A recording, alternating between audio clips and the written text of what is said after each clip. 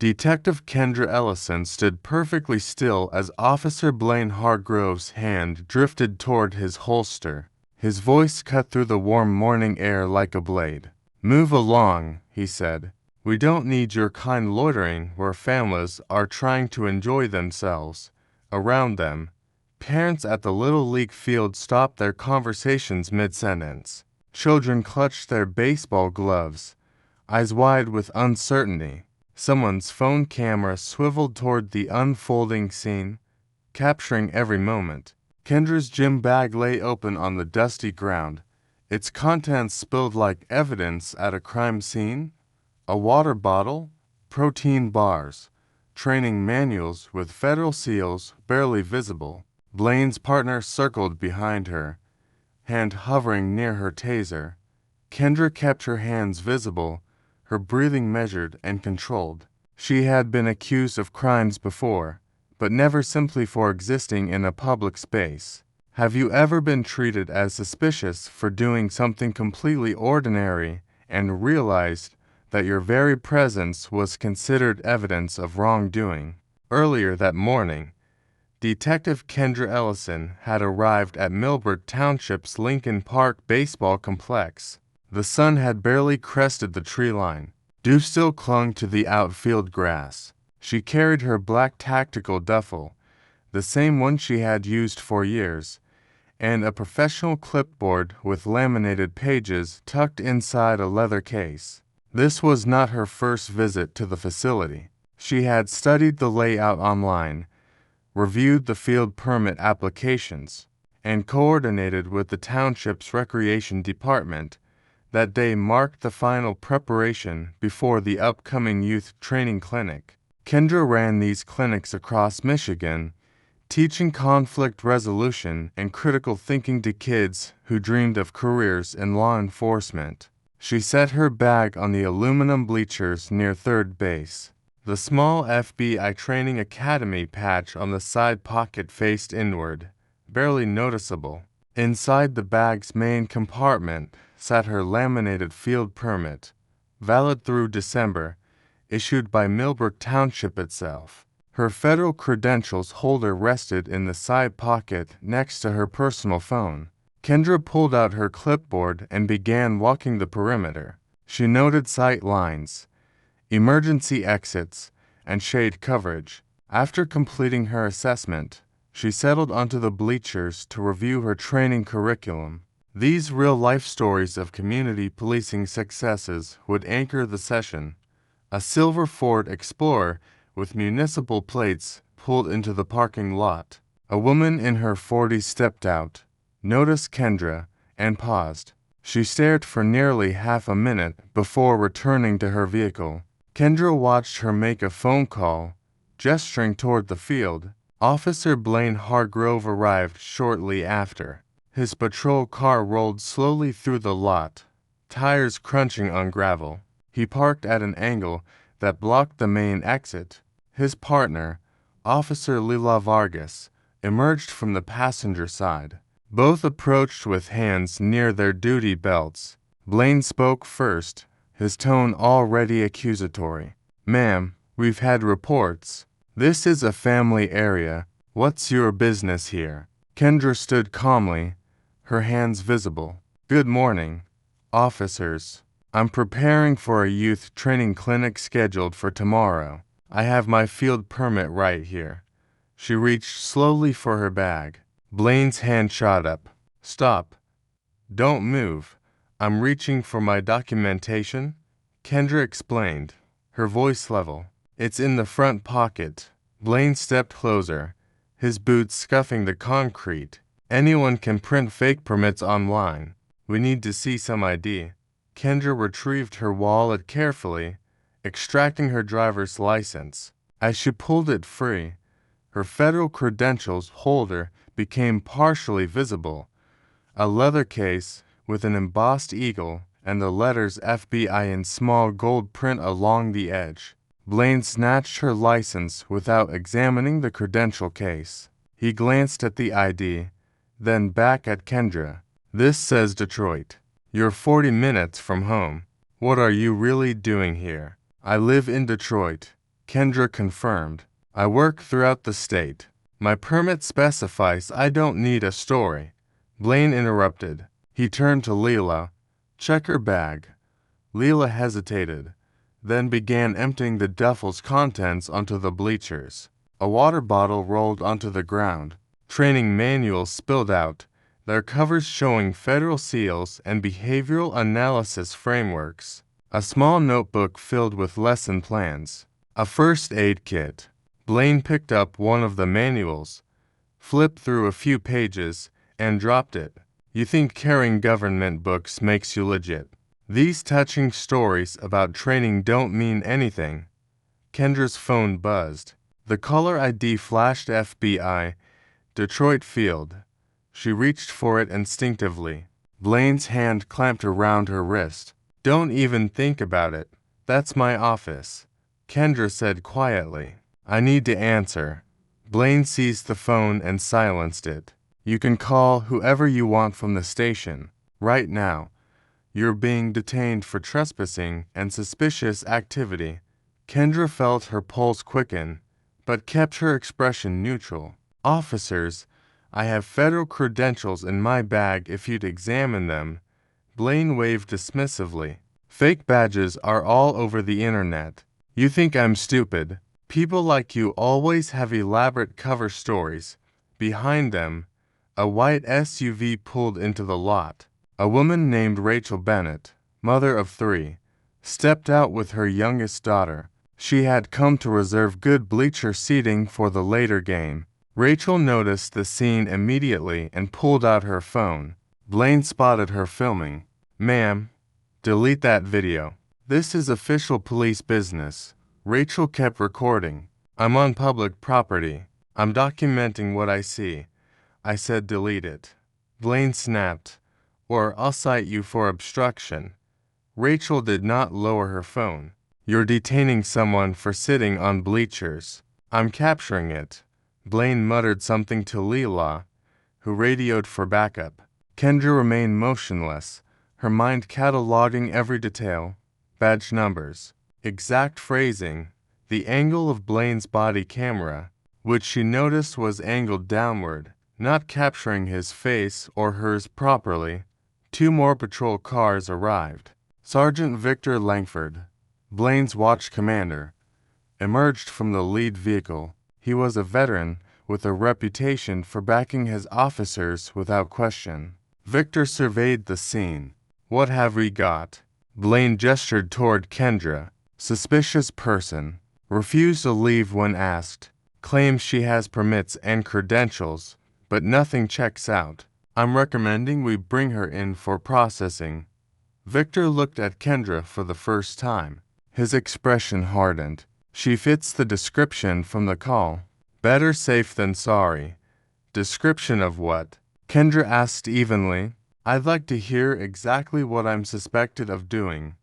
Victor ignored her. Blaine, cuff her. We'll sort this out downtown. Kendra felt the metal close around her wrists. The sensation triggered something primal.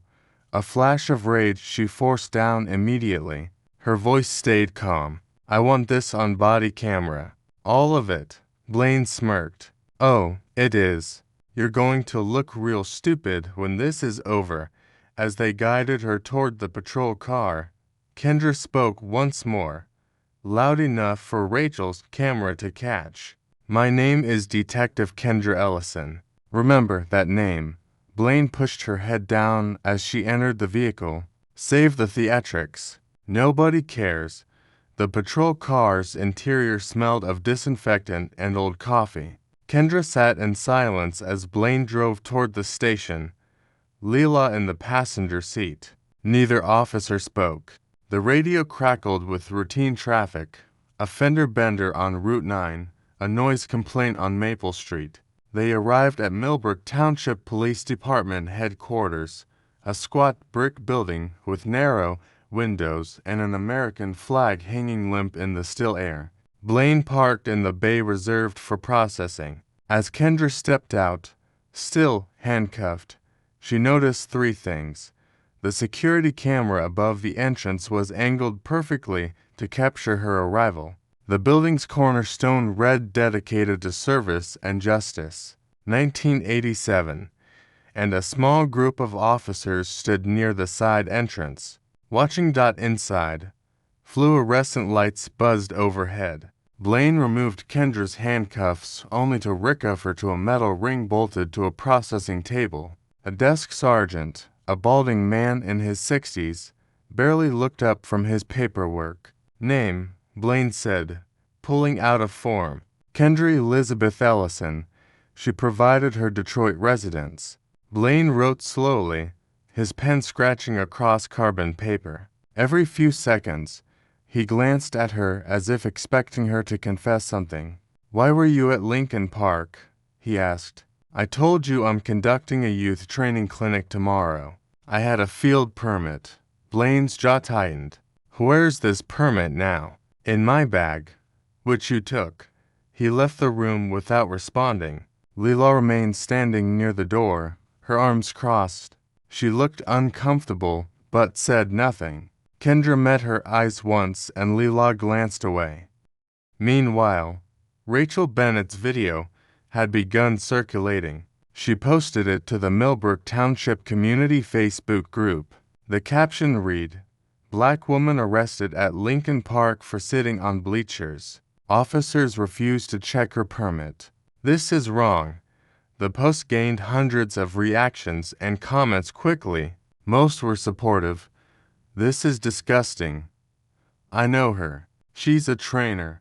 Rachel, send this to the news." But others differed. "Finally, officers keeping our kids safe. She should have just left when asked.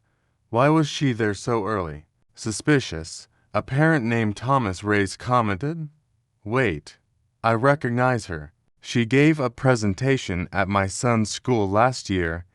FBI Community Outreach Program. She's legit." Another parent, Jennifer Hale, replied, "Are you sure? How do we know it's the same person?" Thomas responded with a photo from the school event showing Kendra standing beside an FBI field agent, both in professional attire, with a banner behind them reading "Building Trust Through Education." The thread exploded. Someone tagged the local news. WKMJ Channel 7 picked up the story. Their initial tweet read, "Breaking. Black woman arrested at Millbrook baseball field. Video shows officers refusing to check credentials." Developing story. Back in processing. Kendra sat in a holding area, her belongings still scattered on the table. A female officer she had not seen before approached with a clipboard. "You need to sign this acknowledgement of trespassing warning." Kendra read the form carefully. It stated she had been found loitering without permission and warned against returning to Lincoln Park. "This is inaccurate," she said. "I had permission. I'm not signing." The officer sighed. "Then you'll stay here until you do." "That's illegal detainment," Kendra replied evenly. "You have no charges. You have no grounds to hold me." The officer walked away without responding. A young attorney named Marcus Delaney from the Michigan ACLU called the station. He had seen Rachel's video and demanded Kendra's immediate release. The desk sergeant transferred him to Victor Langford, who insisted everything was by the book. Marcus countered with specific statute citations and threatened federal litigation. Soon after, Kendra was released. Blaine escorted her to the lobby. As he handed back her belongings, he leaned close. "Stay out of places you don't belong. Next time won't be so easy."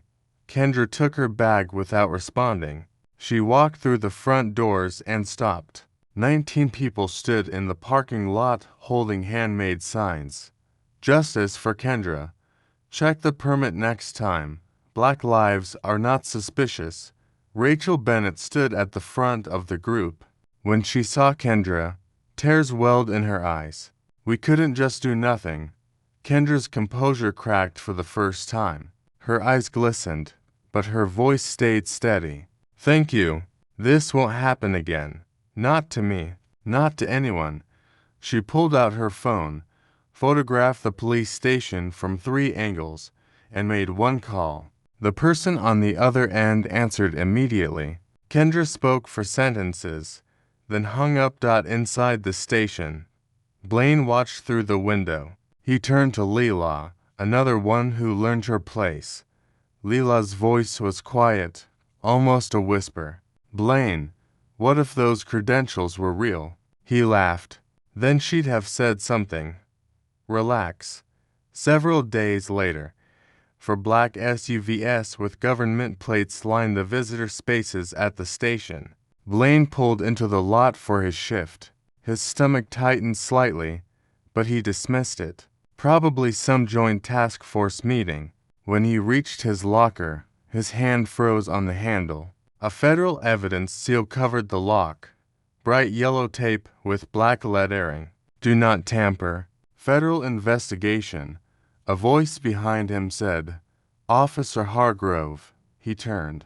A man in a dark suit, mid-50s, with silver hair and a federal credentials case clipped to his belt, stood a few feet away. "I'm Assistant Director Harlan Whitaker, FBI Detroit Field Office. Chief, Whitaker needs to see you immediately." Conference room. Blaine's mouth went dry. "What's this about?" Harlan's expression remained neutral. Conference room. Now. The walk down the hallway felt surreal.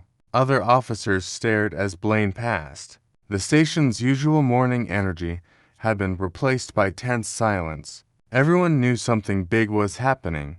When Blaine entered the conference room, he counted 11 people. Chief Carolyn Whitaker sat at the head of the table, her face pale and drawn.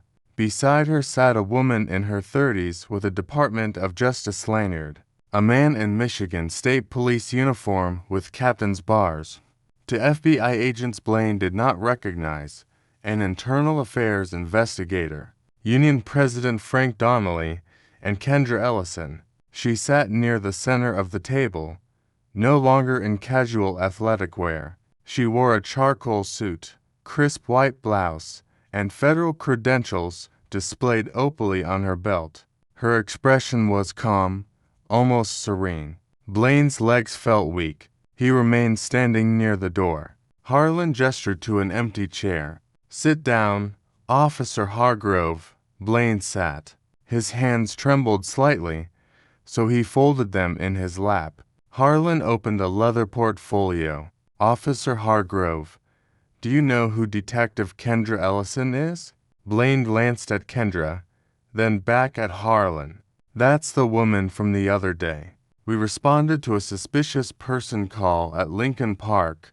She was loitering." Harlan raised a hand. "Let me rephrase. Do you know what Detective Ellison does professionally?" Blaine hesitated. "She said she was running some kind of clinic." Harlan's voice remained even, almost clinical. "Detective Kendra Ellison is the lead instructor for the FBI's Implicit Bias and De-escalation Training Program. She trains federal agents across 6 states. She has conducted workshops for over 40 police departments, including Detroit PD, Lansing PD, and Grand Rapids PD. She holds advanced degrees in criminal psychology and behavioral analysis. She has testified before Congress twice on policing reform." The room tilted slightly. Blaine gripped the table edge. Harlan continued, "For the past 8 months, your department has been requesting her training. This stems from the Department of Justice pattern and practice investigation that identified significant concerns about discriminatory policing in Millbrook Township. Detective Ellison arrived to assess your facility and observe community interactions before conducting her scheduled workshop. That workshop was supposed to begin in this building with you and every other officer here in attendance." Blaine's throat constricted. "I didn't know." "She never said." Kendra spoke for the first time, her voice quiet but carrying out authority. "Officer Hargrove, I told you I had credentials. You refused to look. I told you I had a field permit. You dismissed it. I told you I was preparing for a training clinic. You mocked it. At what point in our interaction did you allow me to explain who I was? Blaine opened his mouth, but no words came. Kendra stood and walked to a laptop connected to the room's projection screen. She pressed a key. Footage appeared. Aerial view of Lincoln Park. This is from my body camera, Kendra explained. FBI issued. Active recording.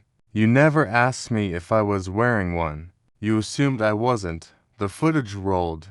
Kendra's arrival at the park, her walking the perimeter, sitting on the bleachers, the Silver Explorer pulling in, the phone call, then Blaine's arrival. The audio was crystal clear. Every word of their conversation played back. Blaine's voice saying, "We don't need your kind loitering."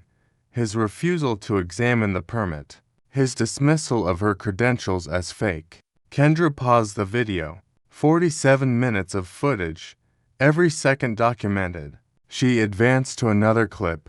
This is your body camera, Officer Hargrove. Or, rather, what should have been recorded on your body camera. The screen showed static. You told me everything was being recorded. You said, quote, "You're going to look real stupid," but your camera was off. It didn't activate until you reached the station. 53 minutes later. Victor Langford shifted in his seat. Harlan made a note on his pad. Kendra pulled up a new image, a photograph from years earlier. Blaine, younger, standing at a public rally. Behind him, 3 men held Confederate flags. One wore a shirt with a white nationalist slogan. Blaine's face was clearly visible, smiling. This photo surfaced during our routine background check. Kendra said, "We run these on all departments requesting federal training. It's part of our vetting process to ensure we're not training officers with extremist affiliations." Blaine's face flushed. That was years ago. I didn't know those guys. I was just at a rally organized by a group flagged by the FBI's Domestic Terrorism Task Force. Harlan interjected. Continue. Detective Ellison. Kendra displayed a map. Here's Lincoln Park Baseball Complex. And here, she circled a location 300 yards away, is where that rally was held. You arrested me in the same park where you posed with individuals holding symbols of racial oppression. Pattern matters. Officer Hargrove.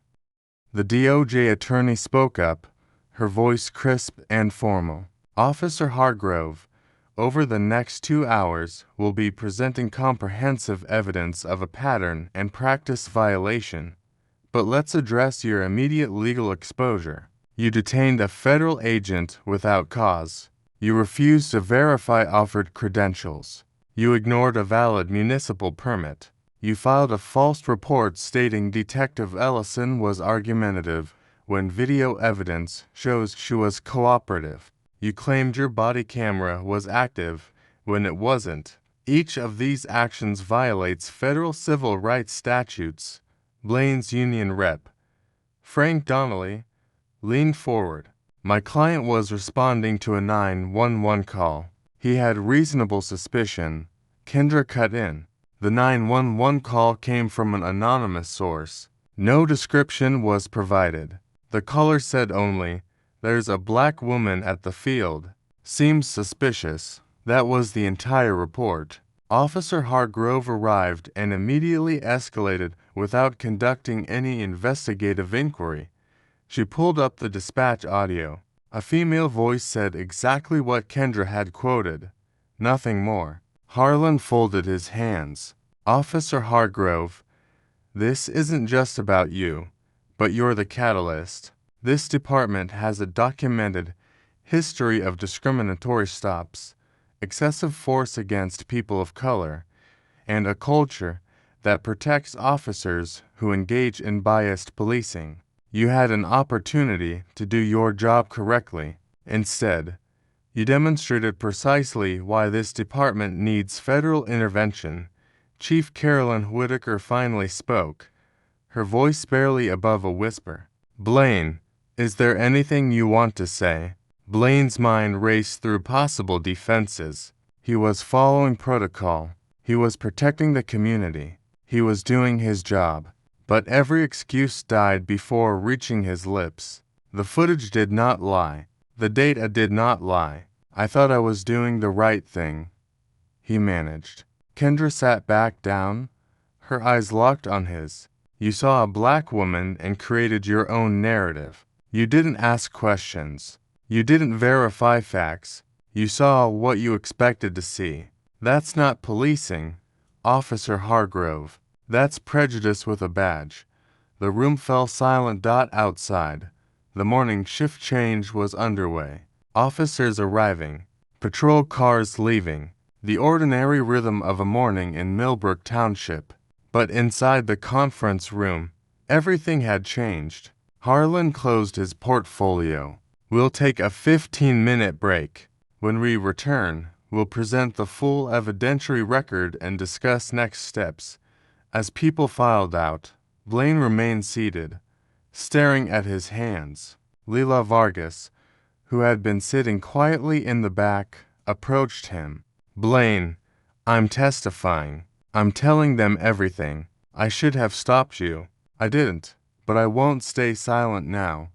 She walked away, leaving Blaine alone with the weight of what he had done and what was coming next.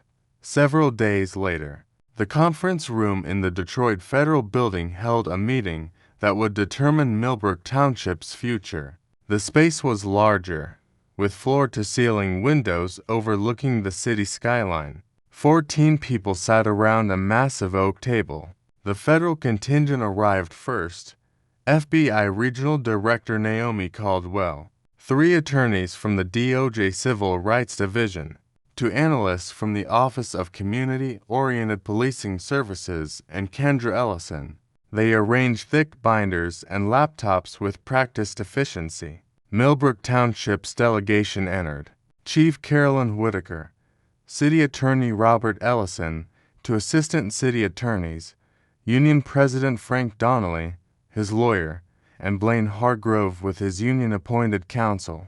Blaine looked like he had not slept. His tie was crooked, his face drawn. Leila Vargas sat apart from both groups. Her immunity agreement had been signed the previous day. She had been granted protection in exchange for complete testimony. Her decision to cooperate had fractured relationships within the department, but she had told her wife the night before, I can't be part of this anymore. Director Naomi Caldwell called the meeting to order. We're here to discuss findings from the Department of Justice's investigation into Millbrook Township Police Department.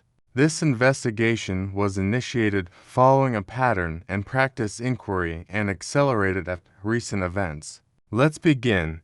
The lead DOJ attorney, Elena Reeves, stood and activated the projection system. The first slide read, The United States versus Millbrook Township Police Department. Civil Rights Act violations. 42 U.S.C. Section 14,141. Robert Ellison, the city attorney, interjected immediately. We dispute the characterization that this rises to pattern and practice. The incident with Detective Ellison was isolated, and we're prepared to address it independently. Elena Reeves did not acknowledge the interruption. She advanced the slide. Let's examine whether this is isolated. The screen filled with data. Stop rate disparity analysis. Millbrook Township demographics. Population 11,400. 11% black. 76% white. 9% Hispanic. 4% other. Now, let's look at police stops during this 5-year period. The chart showed brutal clarity. Black residents, 11% of population, 43% of all stops. White residents, 76% of population, 34% of all stops. Hispanic residents, 9% of population, 18% of all stops. Black residents are stopped at 4 times the rate their population would predict. Elena Reeves continued, but it gets worse. After being stopped, black individuals receive citations 67% of the time. White individuals 23%. Black individuals are arrested at a rate 8.2 times higher than white individuals for identical offenses. These are not opinions. These are your department's own records. Chief Carolyn Whitaker stared at the table. Robert Ellison scribbled notes furiously. Eleanor Reeves advanced the slide again. Officer Blaine Hargrove's record, Blaine's 5-year history appeared. 217 stops, 184 involving people of color. That represented 84.7% of his stops, despite people of color comprising only 24% of the township's population. Officer Hargrove has used force 12 times in 5 years, Eleanor Reeves stated. 11 of those incidents involved people of color. 0 involved white residents. He has had 23 complaints filed against him. 0 were sustained, not 1.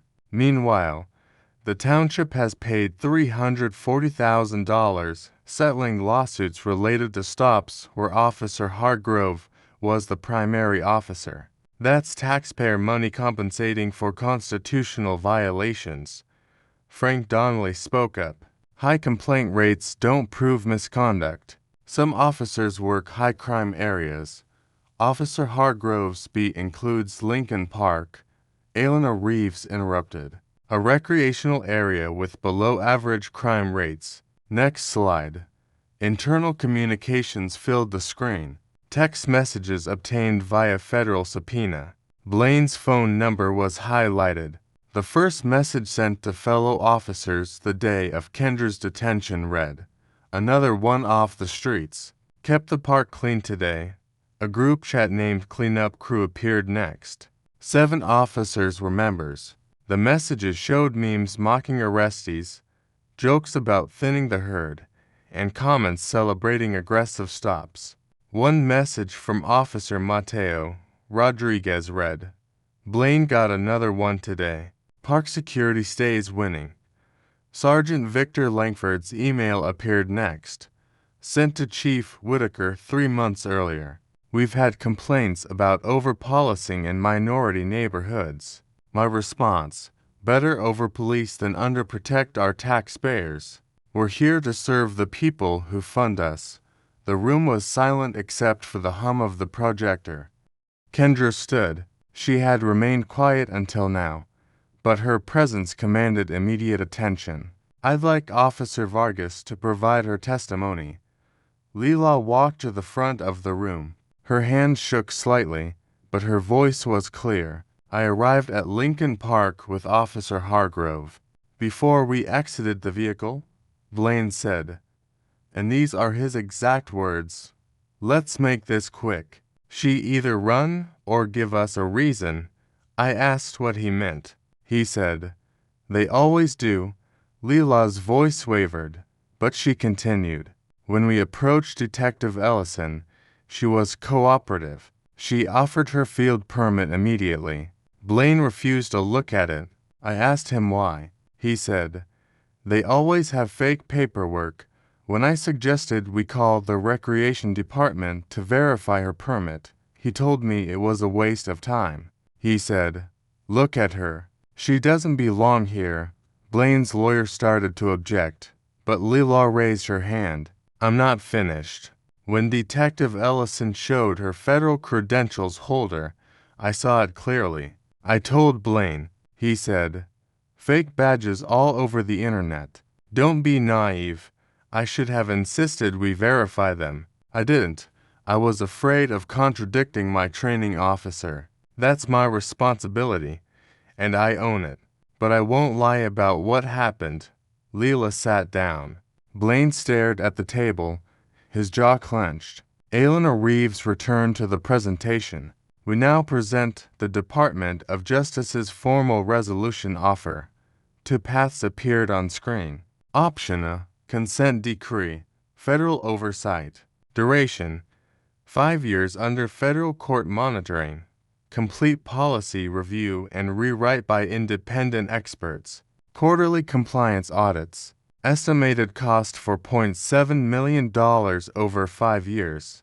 Early intervention system for officer misconduct. Community Accountability Board with subpoena power. Officer Blaine Hargrove. Immediate termination. Pension forfeiture review. Permanent prohibition from law enforcement nationwide. Sergeant Victor Langford. Demotion. Mandatory retraining. Chief Carolyn Whitaker. Retirement or reassignment. Option B. Federal litigation. Department of Justice files civil rights lawsuit. Full discovery phase exposes all department records and communications. Estimated legal defense costs $12 to $18 million. Potential punitive damages if DOJ prevails. $50+ million. Officers lose qualified immunity protections in individual capacity suits. Officer Blaine Hargrove faces criminal charges under 18 U.S.C. Section 242. Deprivation of rights under color of law. Maximum sentence 10 years federal prison. Robert Ellison's face had gone from red to pale. You're threatening criminal charges. We're outlining consequences. Eleanor Reeves corrected. The criminal referral is already pending review with the U.S. Attorney's Office. That process is independent of this civil resolution. Frank Donnelly leaned toward Blaine's lawyer and whispered urgently. After a moment, he addressed the room. The union needs to caucus. We need 30 minutes. You have 15, Director Naomi Caldwell said. The Millbrook delegation left. In the hallway, Frank's voice carried back through the door. We can't defend this. The evidence is overwhelming. Blaine's on his own. When they returned, Frank spoke first. The union withdraws protection from Officer Hargrove effective immediately. We'll cooperate with reforms in exchange for protecting other officers from individual liability. Blaine's face drained of color. His own lawyer looked uncomfortable. Mr. Donnelly, you can't just...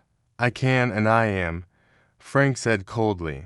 I have 800 members to protect. I'm not sacrificing all of them for one officer's mistakes. Kendra stood once more. Before you make your final decision, I want to be clear about something. I don't want revenge. I want systemic change. Officer Hargrove is a symptom. Your culture is the disease. Firing him might feel like justice, but it means nothing if the next officer does the same thing. She looked directly at Blaine. I was lucky. I had federal credentials, cameras, witnesses, resources. How many others didn't? How many people did Officer Hargrove stop who couldn't fight back? How many filed complaints that were dismissed? How many paid fines they shouldn't have owed? That's the real crime here. She turned to Chief Whitaker. You have 48 hours to accept option A. If you choose option B, I will personally testify at every deposition, every hearing, every trial. I will make sure the world knows exactly what happened and why. Not for me, for everyone who came before me and couldn't prove their case. Blaine finally spoke, his voice cracking. I was doing my job. I was protecting the community. Kendra's response was immediate and unwavering. Your job was to serve everyone, not decide who belongs. You saw a black woman and created your own narrative. You never asked questions. You never verified facts. That's not policing. That's prejudice with a badge. The meeting adjourned. Millbrook Township had 48 hours to decide its future. 47 hours and 32 minutes later, Robert Ellison called Eleanor Reeves. Millbrook Township accepted the consent decree. The announcement came at a hastily called press conference. Chief Carolyn Whitaker stood at the podium flanked by the city manager and Robert Ellison. Her prepared statement was brief. After careful consideration and consultation with federal partners, Millbrook Township Police Department is entering a consent decree with the Department of Justice. We are committed to transparency, accountability, and serving all members of our community with dignity and respect. Reporters shouted questions, but Whitaker stepped away without answering. Blaine Hargrove was terminated 72 hours after the federal building meeting. The termination letter cited multiple policy violations, including failure to verify credentials, deactivation of body camera during official duties, and conduct unbecoming an officer. His application for pension eligibility was denied pending further review. The Michigan Law Enforcement Officers Training Council revoked his certification, making him ineligible for law enforcement work anywhere in the state. Within a week, Blaine's name appeared on the National Decertification Index, a database created to prevent problem officers from moving between departments. He could not be hired as a police officer anywhere in America. Sergeant Victor Langford was demoted to patrol officer and reassigned to desk duty pending completion of mandatory retraining. For officers from the cleanup crew group chat received 30-day suspensions without pay and were placed on 18-month probationary status. Chief Carolyn Whitaker announced her retirement 2 weeks later. Her statement referenced pursuing other opportunities and made no mention of the consent decree. The city launched a national search for her replacement with one requirement: candidates needed DOJ approval. Lila Vargas received a commendation for her truthful testimony. She was promoted to detective and appointed as the department's liaison for reform implementation. In a statement to the local newspaper, she said, "Silence is complicity. I should have spoken up years earlier. I won't make that mistake again." The consent decree outlines sweeping reforms, all to be implemented within 90 days. Stop documentation system. Every traffic stop, pedestrian stop, or detention required detailed logging. Officers documented reason for stop, duration, outcome, and demographic information. GPS coordinates tagged each incident automatically.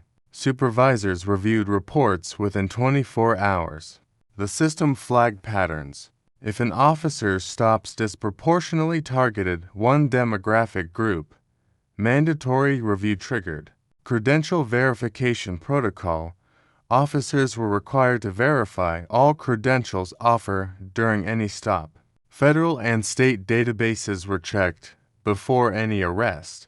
If discrepancies appeared, supervisors were contacted immediately. Failure to follow protocol resulted in automatic suspension.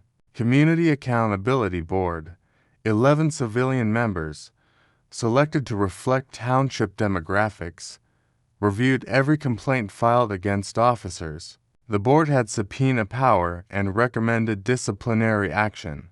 The department had to comply or publicly justify refusal. Quarterly town halls allowed residents to question department leadership directly. Early intervention system. Custom software analyzed officer behavior patterns.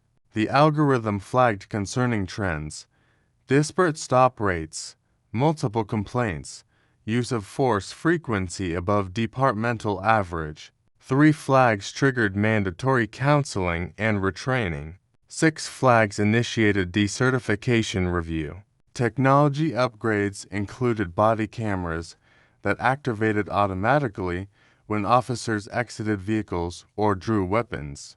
The cameras uploaded footage to independent cloud storage within minutes. No department employee could delete or edit recordings. Dashboard cameras captured front and rear views. A mobile app allowed community members to file complaints with attached photos or videos. Kendra's FBI training program became mandatory. Every officer completed 40 hours annually, double the previous requirement. The curriculum covered implicit bias recognition, de-escalation techniques, cultural competency, and mental health crisis response. Kendra personally conducted the first session in Millbrook Township. 67 officers attended, filling the community center auditorium. Many looked uncomfortable. Some were openly hostile, arms crossed, refusing to make eye contact. But Kendra began the same way she always did, with data. "This isn't about blame," she said. "It's about understanding how unconscious bias affects split-second decisions. We all have biases. The question is whether we acknowledge and manage them." She showed footage from her own body camera the moment Blaine's hand moved toward his holster. "I'm trained to assess threats. In this moment, I calculated risk factors, hostile body language, verbal aggression, refusal to de-escalate. But I also knew that any defensive move I made would be used against me. So I stayed still. I documented. I waited." The room was silent. "How many of you would have waited?" she asked. "How many would have the option to wait? That's privilege, and that's what we need to talk about." Over the following months, the reforms took hold. Traffic stops of Black residents decreased 64%. Use of force incidents dropped 71%. Community approval ratings climbed from 40% to 68%. 0 federal complaints were filed in the first 18 months of the consent decree. 12 officers resigned, citing inability to work under these restrictions. Exit interviews revealed a common theme. They felt the new policies prevented real policing. When asked for specifics, none could articulate what real policing meant beyond trusting officer instincts. The officers who remained reported surprising outcomes. One veteran, a 20-year patrol officer named Diego Morales, told a local journalist, "I thought the cameras and paperwork would be a nightmare. But honestly, it's better. We're not covering for bad apples anymore.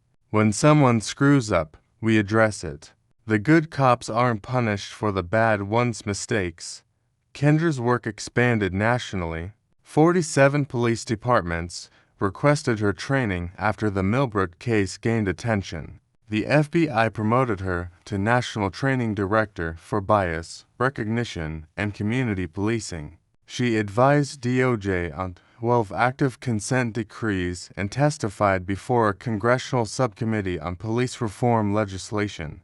In a TED Talk that garnered 2 million views, Kendra reflected on the incident. "Rage feels good temporarily. Strategy changes systems. I didn't need to convince one officer I was legitimate. I needed to prove the system protecting him was illegitimate."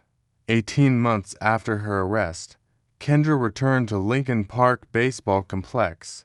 The youth training clinic she had planned finally took place, expanded and better funded. 140 kids registered, double the previous year's enrollment. Parents volunteered as assistants. Rachel Bennett, the woman who had filmed Kendra's detention, organized refreshments and coordinated logistics.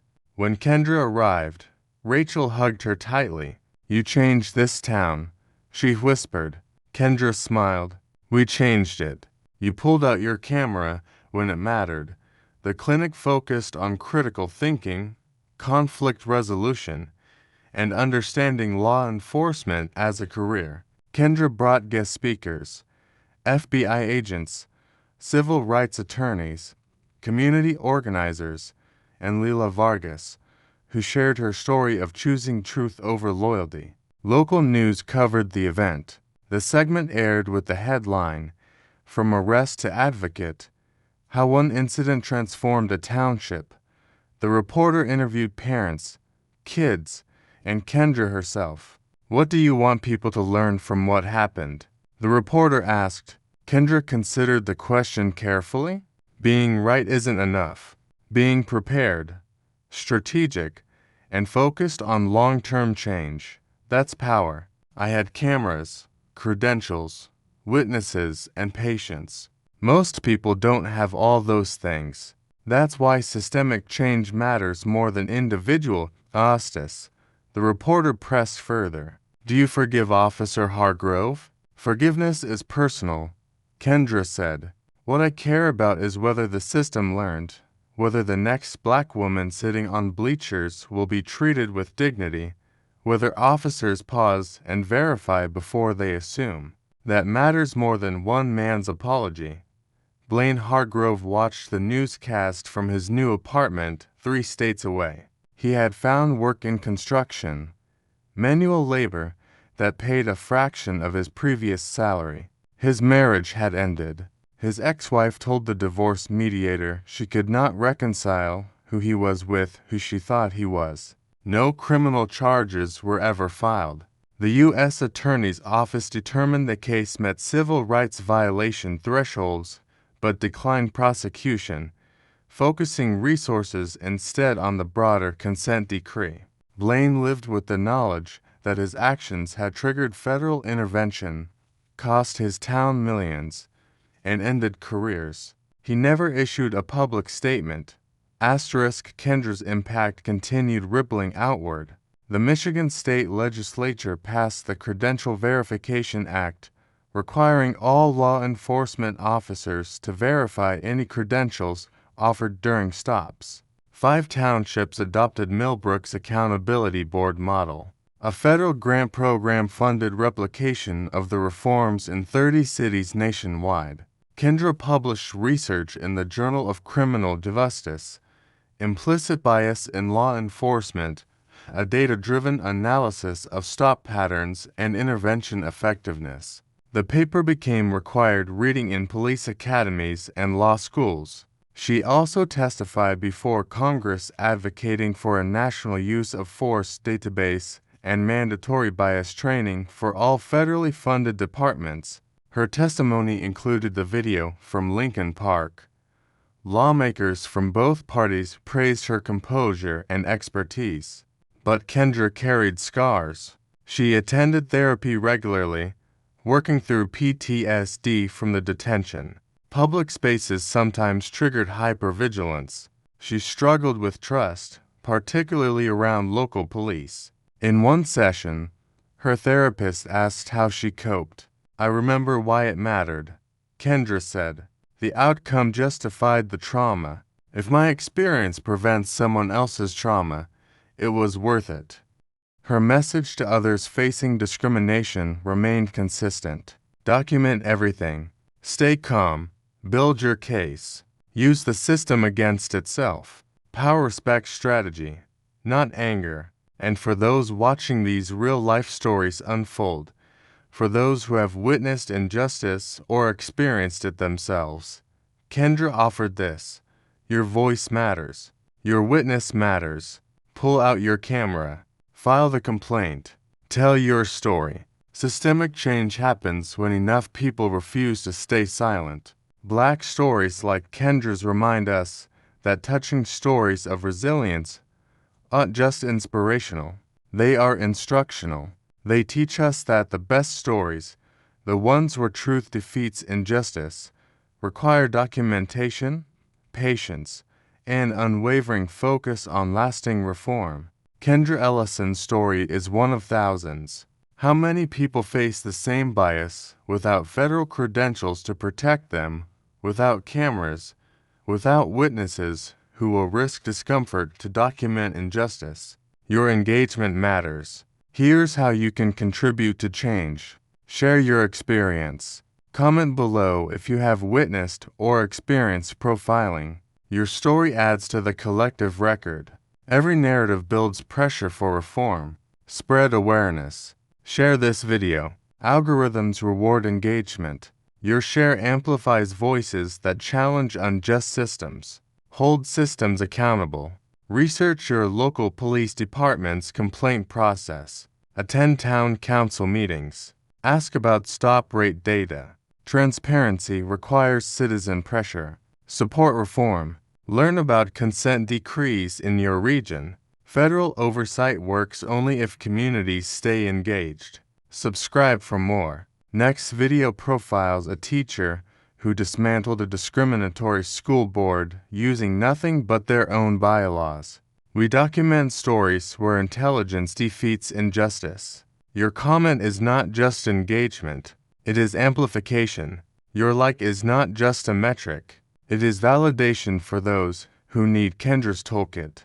Best stories like these show us that touching stories are not just inspirational, they are blueprints for change. What would you have done in Kendra's position? Tell us below.